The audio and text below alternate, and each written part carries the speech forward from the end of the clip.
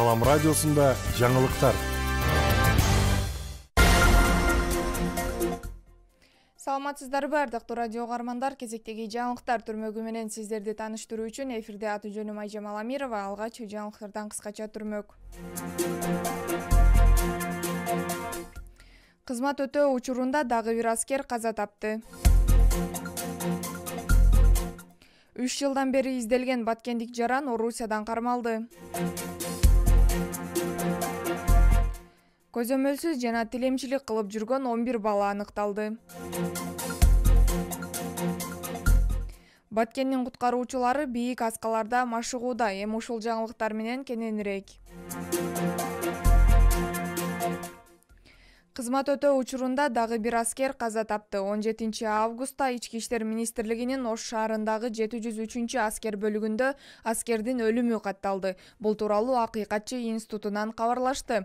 Акыйкатчынын Ош облусундагы өкүлү аталган аскер бөлүгүнө барган. Аскер бөлүгүнүн жетекчилигинин айтымында 17 августта эртең мененки саат 5:00 чамасында аскер бөлүгүнө текшерим өткөрмө пунктунда турган аскер ошол жерде ары бери басып жүрүп жыгылып түшкөн жана ошол бойдон турган эмес. Жанындагы аскерлер текшерип өткөрмө пункттан ары 20-30 метр аралыктагы аскер бөлүгүнүн мед пунктуна алып барышканда анын каза болгондугу аныкталган. Акыйкатчынын өкүлү соттук медициналык экспертизанын башчысы Кылычбек Насиров менен жолугуп сүйлөшкөн. Ал аскерди алгачкы кароодо каза болгон аскердин денесинде эч кандай зомбулуктун белгилери жоктугун жана экспертизаны жүргүзүүдө атасы катышканын билдирген. Соттук медициналык биологиялык экспертиза жүргүзүлүп, алдын ала божомол менен анын жүрөк оорудан каза болгондугун, ички органдардан алынган заттар жана бөлүкчөлөр алынгандыгын жана аларды изилдөөнүн жыйынтыгы 1 айдын ичинде чыга тургандыгын маалымдаган. Аскер бөлүгүнүн командири каза болгон аскер үйүнө кете турганына 1 ай эле калгандыгын, 2 күн мурда ата-энеси келип кетишкендигин айткан. Өкүл аскердин ата-энесине да жолугуп, юридикалык жардам берүүнү сунуштады.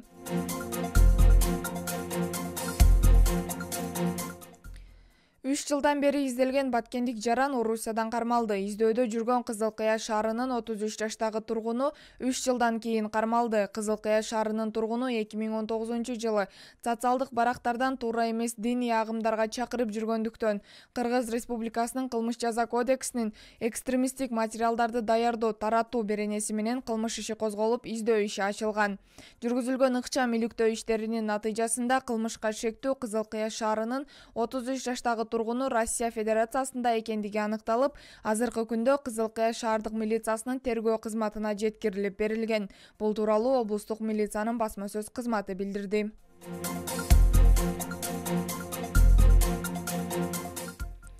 Көзөмөлсүз жана тилемчилик кылып жүргөн 11 бала аныкталды. Лейлек районунун аймагында тилемчилик иш-чарасынын алкагында базарларда, коомдук жайларда өз алдынча көзөмөлсүз жана тилемчилик кылып жүргөн балдарды аныктоо иштери жүрдү.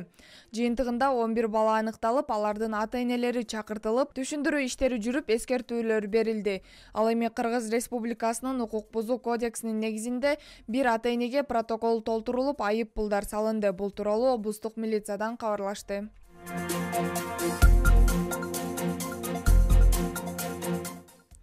Баткендин куткаруучулары бийик аскаларда машыгууда. Кыргыз Республикасынын өзгөчө кырдаалдар министрлигинин республикалык өзүнчө куткаруу отрядынын 3-чү өзүнчө издөө куткаруу отрядынын өздүк курамы күжүрмөн даярдыкты камсыздоо максатында тоо шартында машыгууда.